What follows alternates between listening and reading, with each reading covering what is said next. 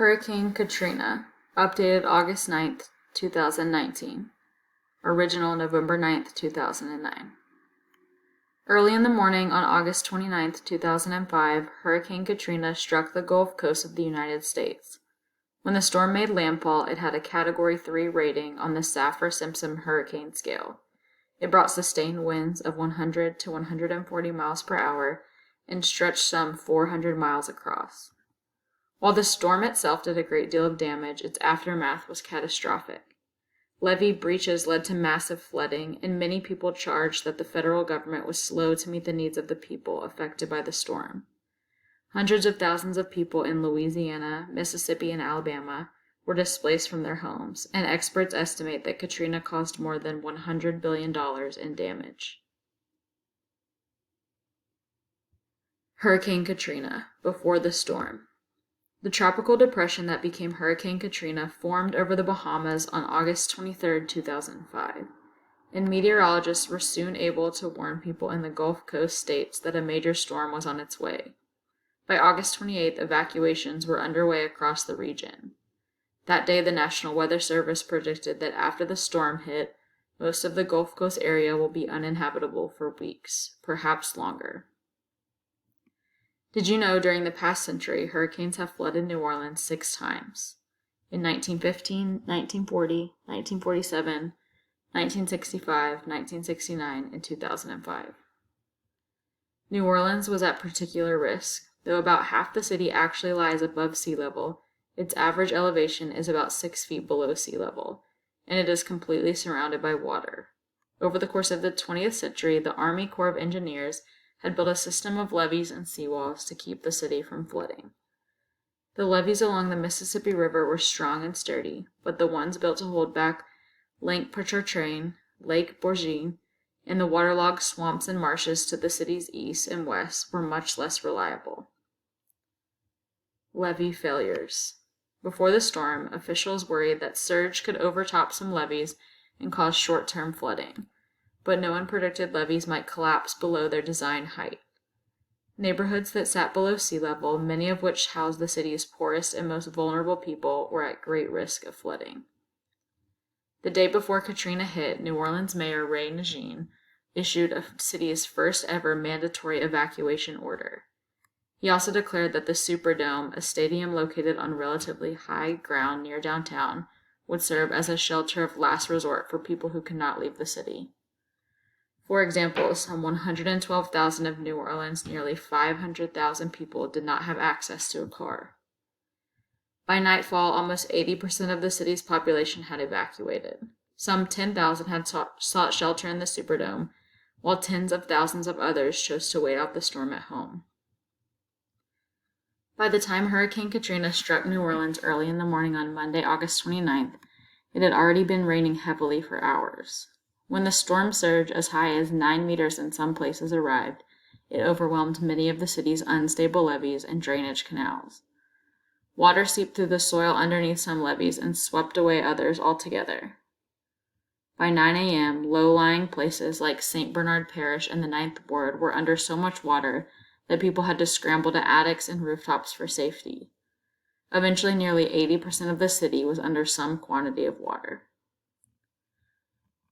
Hurricane Katrina, the aftermath. Many people acted heroically in the aftermath of Hurricane Katrina. The Coast Guard rescued some 34,000 people in New Orleans alone, and many ordinary citizens commandeered boats, offered food and shelter, and did whatever else they could to help their neighbors.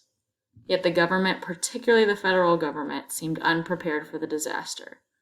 The Federal Emergency Management Agency, FEMA, took days to establish operations in New Orleans, and even then did not seem to have a sound plan of action. Officials, even including President George W. Bush, seemed unaware of just how bad things were in New Orleans and elsewhere, how many people were stranded or missing, how many homes and businesses had been damaged, how much food, water, and aid was needed. Katrina had left in her wake what one reporter called a total disaster zone, where people were getting absolutely desperate. Failures in government response. For one thing, many had nowhere to go. At the Superdome in New Orleans, where supplies had been limited to begin with, officials accepted 15,000 more refugees from the storm on Monday before locking the doors. City leaders had no real plan for anyone else. Tens of thousands of people desperate for food, water, and shelter broke into the Ernest Ann Memorial Convention Center complex, but they found nothing there but chaos. Meanwhile, it was nearly impossible to leave New Orleans. Poor people, especially without cars or any place else to go, were stuck. For instance, some people tried to walk over the Crescent City Connection Bridge to the nearby suburb of Gretna, but police officers with shotguns forced them to turn back. Katrina pummeled huge parts of Louisiana, Mississippi, and Alabama, but the desperation was most concentrated in New Orleans. Before the storm, the city's population was mostly black, about 67%. Moreover, nearly 30% of its people lived in poverty. Katrina exacerbated these conditions and left many of New Orleans' poorest citizens even more vulnerable than they had been before the storm. In all, Hurricane Katrina killed nearly 2,000 people and affected some 90,000 square miles of the United States. Hundreds of thousands of evacuees scattered far and wide.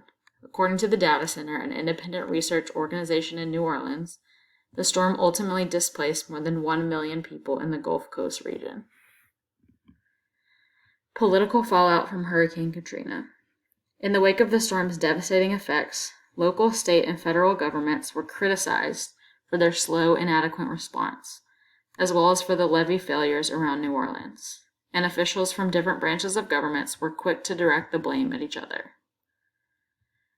"We wanted soldiers, helicopters, food, and water," Denise Bottcher, press secretary for then-Governor Kathleen Babineau Blanco of Louisiana, told the New York Times. They wanted to negotiate an organizational chart.